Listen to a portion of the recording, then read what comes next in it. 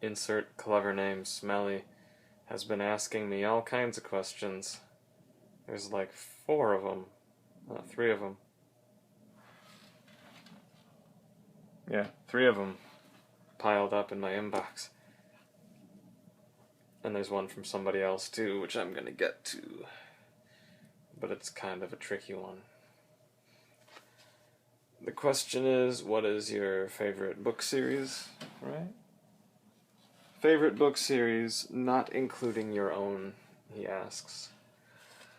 And I have my favorite book right here. It's called The Screwtape Letters by C.S. Lewis. Ignore the jacket. There. C.S. Lewis. This is the only book I have ever strongly desired to read more than once.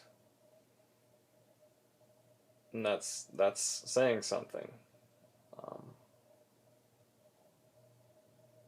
For a writer.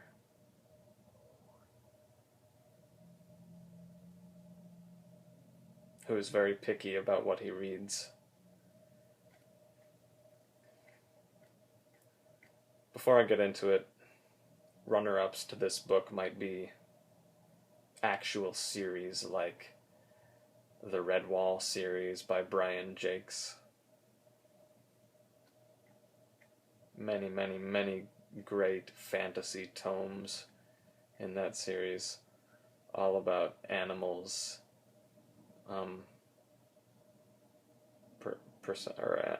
They're not anthropomorphized because they really are animals.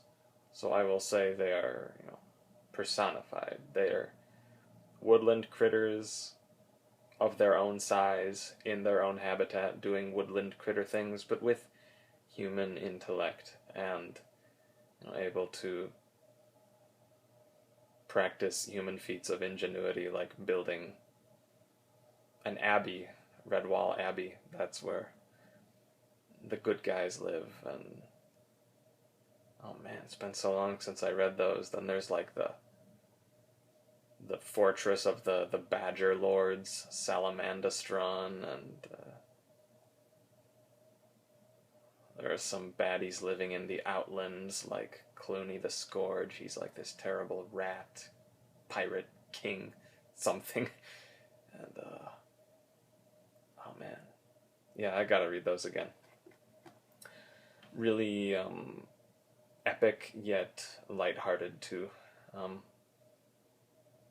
And lush in their language. A good balance of a lot of different qualities of good writing.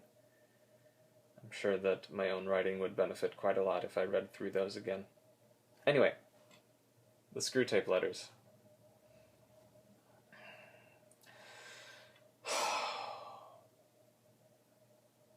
Let me just read you the first bit of this book, because it's better than anything I could say about it. Just to give you a little primer. Ooh, the light's back. A little primer. C.S. Lewis placed some quotes at the start of this book by other people.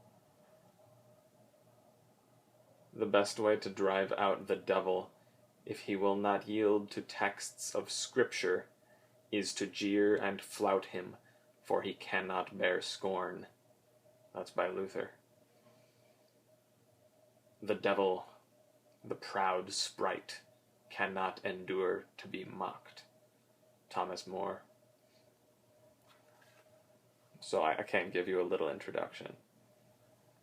This book is a series of letters composed by an elder devil named Screwtape, written to his naive tempter-in-training nephew.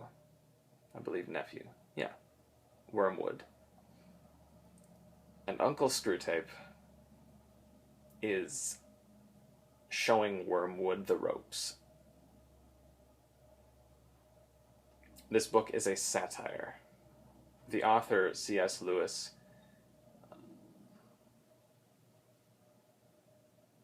pretty unarguably was a strong Christian, although he expressed an openness of thought that was not characteristic of very many Christians at the time.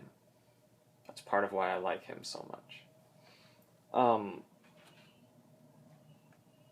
And, I mean, I would say that the schism between Christians like him and Christians with closed minds has grown even wider since the days he wrote. Now I can't find my bookmark, but I don't think I actually needed that bookmark anyway. But my OCD's like, I have to pry apart the pages and find them. Okay. I won't bother to read the preface. I just want you guys to get a little taste of this first chapter. There's a great audiobook of this. Maybe I'll try and link it sometime. I highly recommend the audio book. It's read by this marvelous British man. I'm gonna sit up to read this.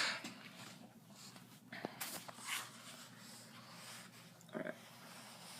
We're gonna read some screw type letters here. This is the first chapter. It's 4 pages. I don't want to show that vein on my forehead. There, that's a better angle for reading. You can see all that junk on my dresser. That's not a dresser, that's a table.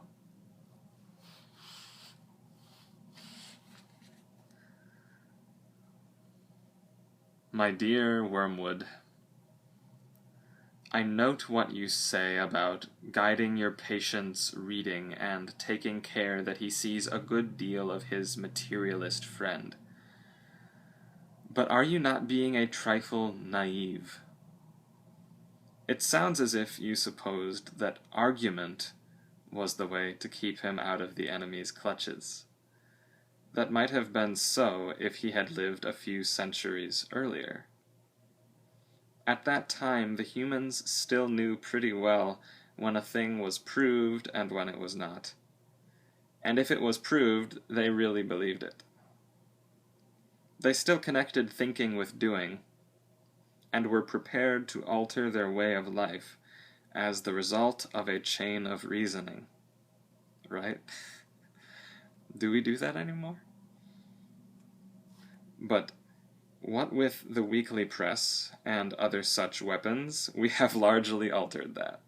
Sorry, this is just Matthew kind of marveling at what is being said just in, like, the first 5 sentences. So good. Your man has been accustomed, ever since he was a boy, to have a dozen incompatible philosophies dancing about together inside his head. He doesn't think of doctrines as primarily true or false, but as academic or practical, outworn or contemporary, conventional or ruthless. Jargon, not argument, is your best ally in keeping him from the church.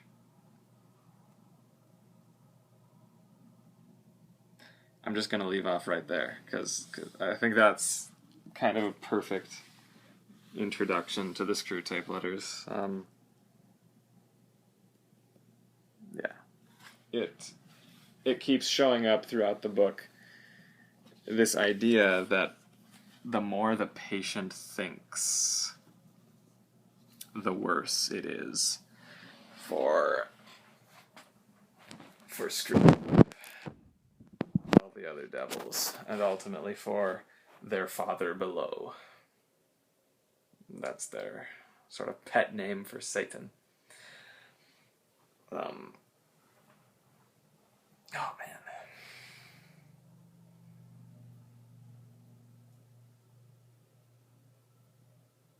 When I think about it, the type of book I want to write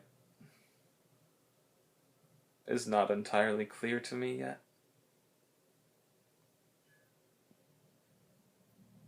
I don't know what kind of book it'll be. The book that I can't stop writing. I can write a lot of stories, but I don't quite get engrossed in them. I'm getting closer. In the past month, I've managed to forget myself a few times while writing, and that is a very nice thing. Huge stress reliever. Anyway, that's my favorite book, so it might be the closest thing to my my you know my book of catharsis, my book of release, the one that I write with a free spirit. I recommend it. It's super intelligent. It's funny. It does have lighter humor, stuff that isn't so wrapped up in philosophy, just simply funny things. But yeah, I hope that was informative in some way, shape, or form. Redwall, the Screwtape Letters, any other books or series of books I really liked? Well, I love short stories by Poe and Lovecraft, and I love the novella The Metamorphosis by Franz Kafka, German author. That story is a huge problem, and I mean that in the best way. It's a feckin' tragedy. I won't tell you everything about what happens, but it is so sublimely and viscerally written. It stays completely zoomed in on the character for the entire thing, and you feel that you are inside his body while reading the story. That's pretty damn close to the type of thing I'm writing presently. I'm writing a story about someone who undergoes a transformation. I don't think I've achieved anything remotely close to what Kafka did in The Metamorphosis, but I really like that kind of thing. Staying so zoomed in. That's fun stuff to play with.